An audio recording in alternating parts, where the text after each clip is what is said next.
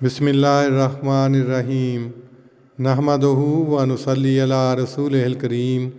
صحیح البخاری کتاب الصلاۃ باب 87 الصلاۃ فی مسجد السوق، یعنی بازار کی مسجد میں نماز پڑھنا۔ عنوان باب میں لکھا ہے، اور ابن عون نے ایک مسجد میں نماز پڑھی، وہ حویلی میں تھی، دروازہ لوگوں کے لیے بند کر دیا جاتا تھا۔ حدیث نمبر 477۔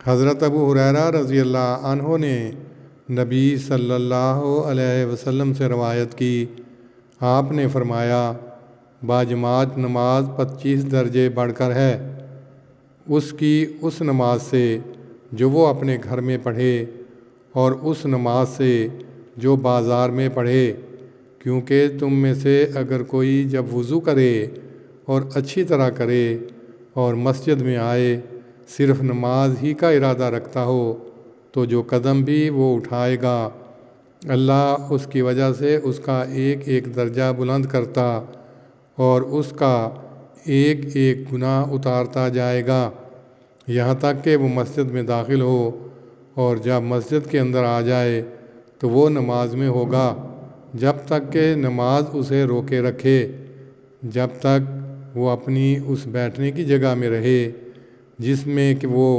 نماز پڑھتا ہے، تو ملائکہ اس کے لیے دعائیں کرتے ہیں کہ اے اللہ اسے بخش دے، اے اللہ اس پر رحم کر، بشرطے کہ وہ مسجد میں تکلیف نہ دے، یعنی بے وضو نہ ہو جائے۔ تشریح۔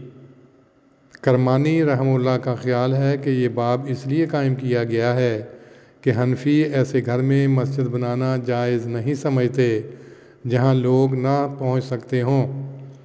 ابن عون کا حوالہ غالباً یہی غرض واضح کرنے کے لیے دیا گیا ہے۔ یغلق علیہم الباب، یعنی لوگ اس مسجد میں نماز نہیں پڑھ سکتے تھے بوجہ مکفل رہنے کے۔ نبی صلی اللہ علیہ وسلم کے الفاظ صلاۃ ہی فی سوق سے یہ استدلال کیا گیا ہے کہ جب بازار میں نماز پڑھنی ہے تو اگر وہاں اس غرض کے لیے مسجد بنائی جائے تو یہ بھی جائز ہوگا۔ کاروباری لوگوں کے لیے اس میں سہولت رہتی ہے کہ وہ بجائے جامع مسجد میں جانے کے اپنے بازار کی مسجد میں ہی باجماعت نماز پڑھ لیں، خصوصاً آج کل جب کہ شہر بہت وسیع ہو چکے ہیں۔ ہر بازار میں اور محلہ بہ محلہ مسجدیں بنانے کی ضرورت واضح ہے۔ حنفی ایسی مسجدیں بنانا اور ان میں نماز پڑھنا حرام نہیں بلکہ مکروہ، اور جامع مسجد میں سب کا اکٹھے نماز پڑھنا ضروری گردانتے ہیں۔ اللہم صلی علی محمد وعلی آل محمد کما صلیت علی ابراہیم وعلی آل ابراہیم انک حمید مجید۔